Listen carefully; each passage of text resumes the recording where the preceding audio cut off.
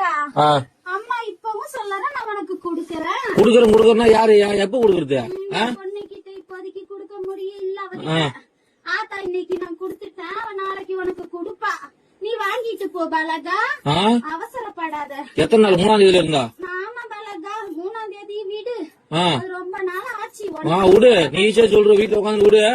நான் போய் பேச்சு வாங்கி நீ பணத்துக்கு. நீ ஏன் பதில் சொல்ற? அம்மா நான் சொல்றேன். சொல்ல பதில். என் பொண்ணுக்கு ஆத்தா நான் குடுத்துட்டேன். என் பொண்ணு கையெல்லாம் உன் கைக்கு வந்ததுக்கு அப்புறம் குடுக்க வேண்டிய இடத்துல குடுத்துக்க பலகா. எப்போ வரும்?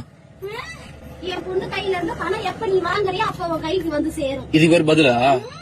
ஆத்தா நான் சொல்றது அதுதானம்மா. என்ன சொல்ற ஆத்தா?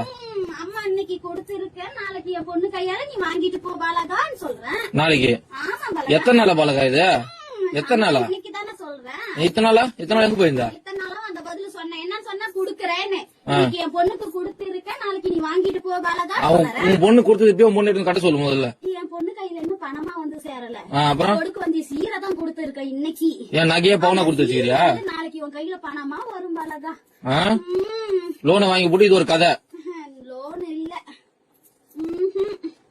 வாங்கின கடனுக்கு தான் எங்க அண்ணனுக்கு நீயே வட்டி கட்டிக்கிட்டு வர. தெரியாதா கோவி?